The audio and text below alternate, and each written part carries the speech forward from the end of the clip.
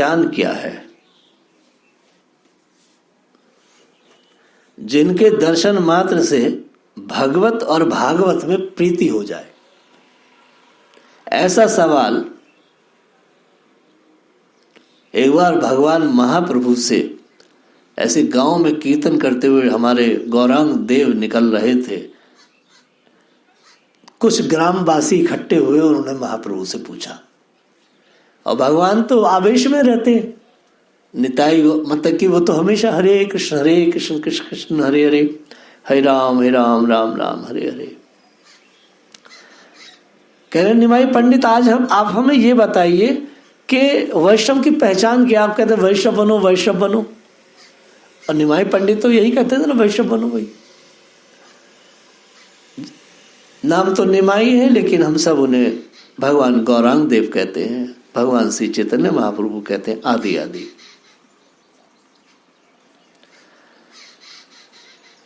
भगवान श्री महाप्रभु ने कहा, जिसके मुख से एक बार भी श्री कृष्ण नाम निकल जाए वह वैष्णव है।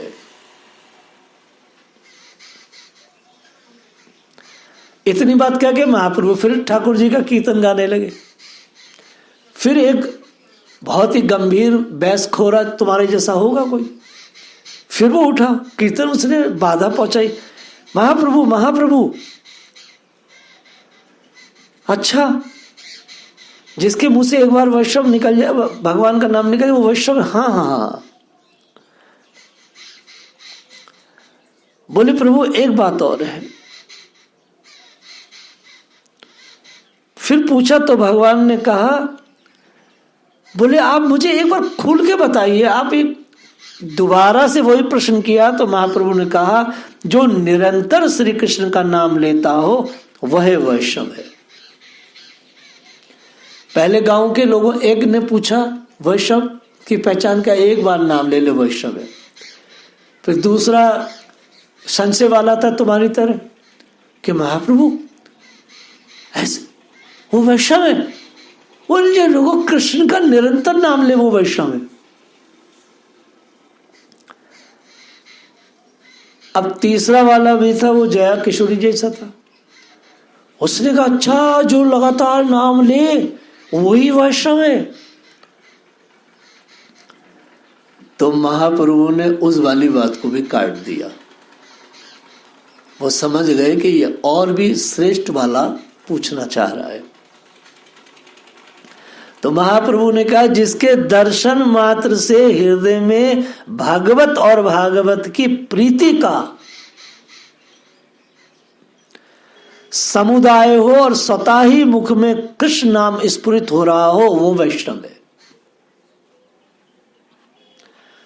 और हम ये बात देखते हैं कि जब हमारे आचार्यगण कोई भी परिक्रमा में बरसाने की या गिरिराज जी की परिक्रमा या वृंदावन की करते हैं, तो वो शांति से भजन तो कर रहे होते। उनको देख करके कोई भी एकदम आदमी कहता है हरि बोल जा रो है, हरि बोल जा रो है। हमारे भक्तों को देख के कोई एकदम से भगवान का स्मरण करने लगता है। वो चलती फिरती भगवान को स्मरण करने की रिमाइंडर है मानो। ऐसे प्रभुपाद जी कहते थे कि भक्तों को बहुत आचरण से व्यवहार करना चाहिए, और पथ पर जब जाएं जगत के रास्तों पर, तो इस तरह का हो कि उन्हें देख करके भगवान याद आ जाए। और आप देखो, हमारे यहाँ की कोई स्त्री जो 16 माला जप करती है, और वह देवी बाहर निकल के सिर्फ गांव में घूम ले ऐसी, उसको देख करके सब जय श्री कृष्णा, राधे राधे, जय श्री कृष्णा, बाई जी कहाँ से आई, आदि आदि। तो महाप्रभु ने 3 कैटेगरी बताई।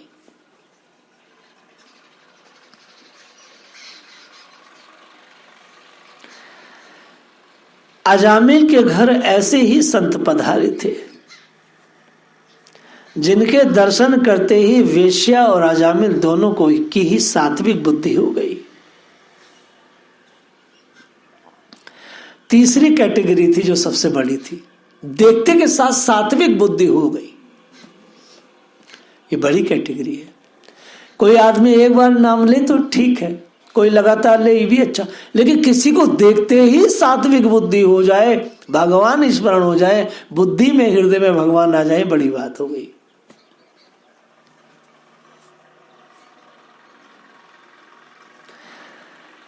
वैसे ही वेश्या और अजामिल दोनों के दोनों ऋषि पराशर और संतों को देख करके सात्विक हो गए।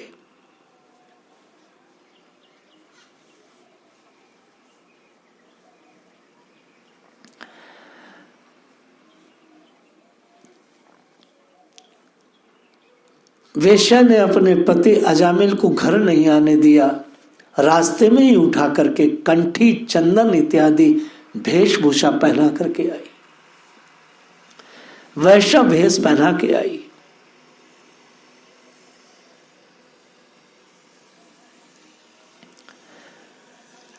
उसको लगा कि हमारा जीवन अब बदल जाएगा, महात्मा हमारे घर आए।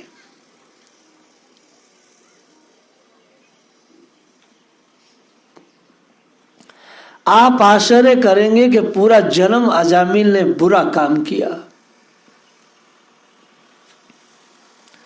सेवा धर्म बड़ा ही गहन है, सेवा धर्मा परम गहनो योगी नामम गम्य। इसमें बहुत ही सावधानी बरतनी होती है। संत के दर्शन से सात्विक बुद्धि का उदय हुआ और सेवा से जो भी कुछ था मल वो सब नष्ट हुआ। सेवा का अर्थ यहां पर इतनी सी बात कह रहा हूं कि जैसे बर्तन होता है ना, तो बर्तन गंदा है तो उसे मांझा जाता है तो वो साफ हो जाता है, तो सेवा से पूरा चित्त का मार्जन हो जाता है। सेवा के बिना भक्ति फलीभूत नहीं होती, ये तो बात पक्की है।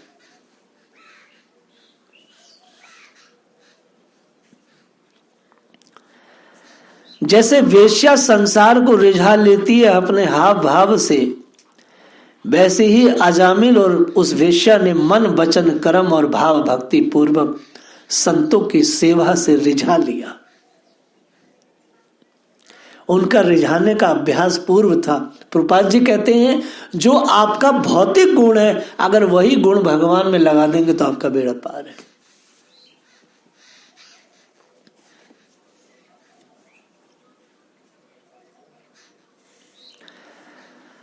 भवतेव तुष्यति महानुभाया। जब उन्होंने बहुत ही भाव भक्ति से सेवा किया, और अजामिल को तो उन्होंने बिल्कुल साधु वेश में देखा था, लेकिन अजामिल की स्थिति ये थी कि लगातार सेवा करते हुए वह बड़े सात्विक हो गए और बार बार पिघल रहे थे कि बड़ी कृपा हो गई। चूंकि पराशर के द्वारा ही उनको शाप मिला था, तो उनके द्वारा वो शाप का असर भी उनके दर्शन से पिघलता जा रहा था।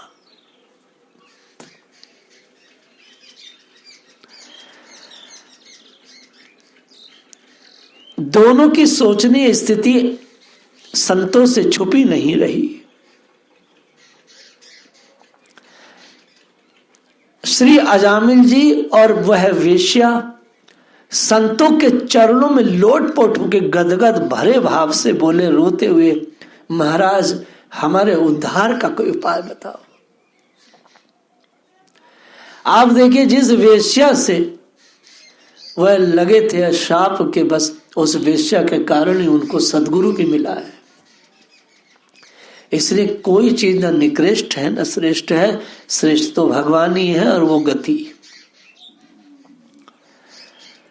तो अजामिल से मां पराशर जी ने कहा, भैया भजन बनाओ, भैया भजन से बेड़ा पार होगा, भजन बनाओ भैया, खूब भजन बनाओ है। अब मैं तुम्हारे घर आ गया हूं, प्रसादी पा ली है और रहूंगा भी, भैया भजन बनाओ।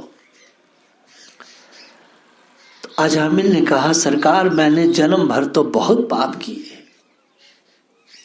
आप कह रहे हैं मालिक भजन बनाने को, जन्म भर पाप किए हैं, मालिक भजन ना हो पाएगा। साफ मना कर दिया।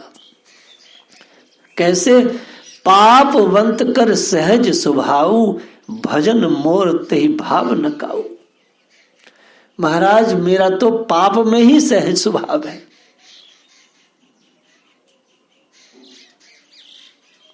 कोई भाव न मन पाएगा। यही बात तो कही है विभीषण जी ने भगवान राम से, सरकार भाव कैसे बनेगा। तो ऋषियों ने अजामिल के स्वरूपा अनुसार औषधि का उपाय किया।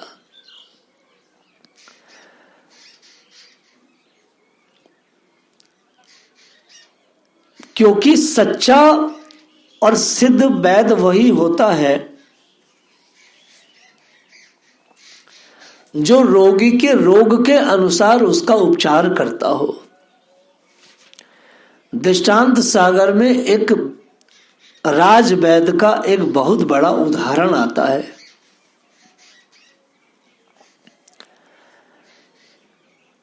राजवैद्य ने एक रोग में राजा को कई हजार की कीमती औषधि बताई।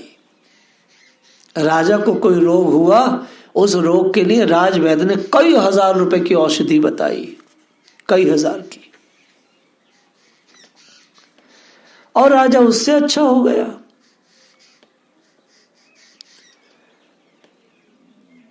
लेकिन उसी रोग को, वही रोग एक गांव, उस नगर के किसी गरीब व्यक्ति को हुआ, तो वैद्य जी ने उसे 2 आने की एक औषधि का पता बताया कि सब, और वो 2 आने की औषधि से वो रोगी सही हो गया। ये बात जगत में प्रसिद्ध भई और लोगों ने जाके राजा से शिकायत की, महाराज राजवैद्य भ्रष्ट हैं, आपके उन्होंने 2-4 हजार रुपया खर्च कराया और यही रोग एक गरीब आदमी को हुआ तो 2 आने में सही हो गया। जब राजा ने वैद्य को बुलाया तो वैद्य से जब पूछा तो वैद्य ने बहुत ही श्रेष्ठ उत्तर दिया। बोले, महाराज अगर 2-4 आने की औषधि में आपको बोलता, क्या आपको 2-4 आने की औषधि में विश्वास होता? आप नकार देते उस दवाई को। चूंकि मैंने आपको महंगी औषधियां दी तो आपको विश्वास हुआ। महाराज वैद्य वही है जो रोगी और रोग के अनुसार उसका उपचार करे। तो वैसे यहां बताया गया है कि ऋषि पराशर से जब कहा उन्होंने अजामिल जी ने कि मालिक मैं भजन न कर पाऊंगा, तो उन्होंने उसके अनुसार उसका उपाय बताया।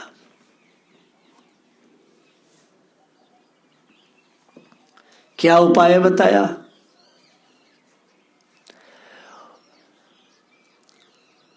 वेश्या गर्भवती थी। महाराज पराशर बोले कि एक काम करना अजामिल, जो तुम्हारा ये बालक हो ना, तुम इसका नाम नारायण रखना, बच जाओ, ठीक है, बाकी सब भगवान देखेंगे। अब वो तो पिघला हुआ था। कुछ ही काल के बाद, समय के बाद वो बालक हुआ, उसका नाम नारायण रखा गया।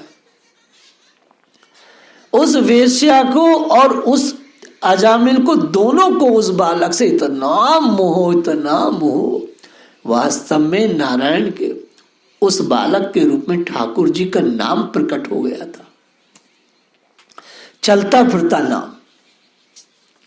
उसे खिलामे पिलामे, उसे सुलामे, उससे खूब खेलिया करे। 9 बालक पहले थे, 10वां नारायण थे। लगातार उनके जिह्वा पर दिन भर रात भर, उनके ही नहीं, खाली उनके नहीं, कथा बता रही है कि पूरे 9 बहन भाई और वो पूरा का पूरा काव्य कुछ नगर महाराज पराशर के द्वारा चलते फिरते नाम की जो स्थापना हुई थी, वह भी गर्भ में। क्या बात है, वह भी गर्भ में। अर्थात जो गर्भ में बालक था तो उसको भी पराशर जी ने नाम दान दिया, माँ को नाम दान दिया, पिता को नाम दान दिया, 9 बालकों को नाम दान दिया, यहाँ तक कि वह काव्य कुछ नगर के प्रत्येक व्यक्ति को नाम दान दिया क्योंकि इतने बड़े ऋषि के द्वारा नाम दान दिया गया था। वह बालक भी इतना चपल, इतना लाड़ला हो गया पूरे काव्य कुछ नगर का, हर व्यक्ति नारायण नारायण, वह पूरी नगरी ही नारायण नारायण हो गई।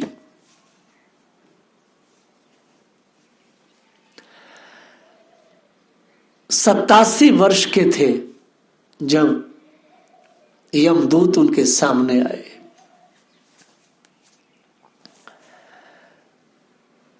और यमदूतों ने आते के साथ ही अपना फंदा डाला और अजामिल के उस आत्मा को खींचने लगे।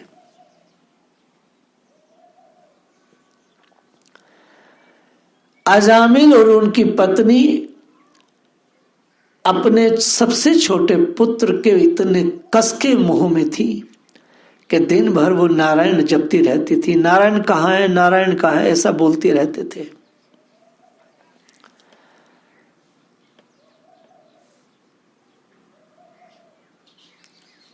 जब यमदूतों ने उनके प्राणों को खींचना शुरू किया और उन्होंने नारायण कहा तो भगवान के पार्षद सामने प्रकट हो गए। क्यों प्रकट हो गए? एक छोटा सा शब्द है, क्यों प्रकट हुए भगवान। भगवान के पार्षद अजामिल जब नारायण कहा तो क्यों प्रकट हुए, ये विचार करने का विषय है।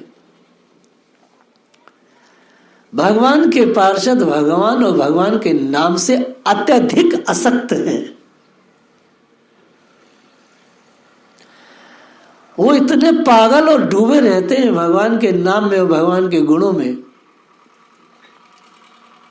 कि संसार में किसी भी कोने में जब आर्त होकर के मनुष्य उनका नाम लेता है तो पार्षद एकदम अटेंशन हो जाते हैं। भगवान का जब कोई नाम लेता तो हनुमान जी अटेंशन हो जाते हैं, भगवान की कोई कथा कहता तो शिव जी अटेंशन हो जाते हैं, प्रहलाद जी, बलि इत्यादि, सुग्रीव, ये सब लोग भगवान की कथा कीर्तन में साक्षात भाव आकर के विराजमान होते हैं। इसलिए परम पूज्य प्रातः स्मरणीय डोंगरे जी महाराज की कथा में उत्तर दिशा में एक बहुत बड़े व्यास पर, मतलब कि एक व्यास घेरे में खाली स्थान रखा जाता था कि यहाँ आकर के देवता बैठ के कथा सुने।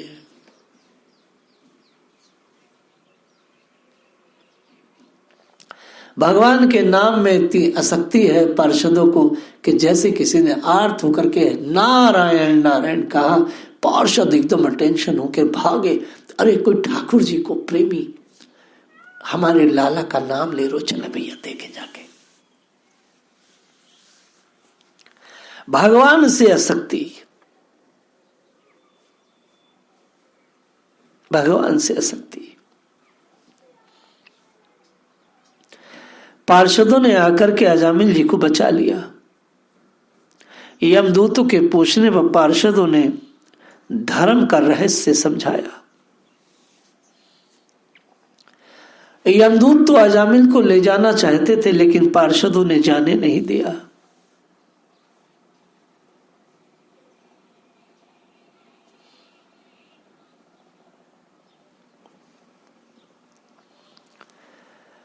कितनी बड़ी महिमा है भगवान के नाम की।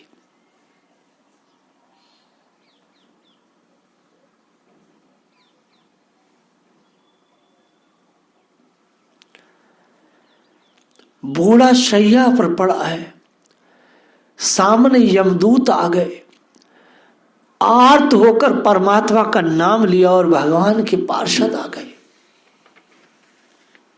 भगवान बहुत बड़ी चीज है, भगवान का नाम बहुत बड़ा है।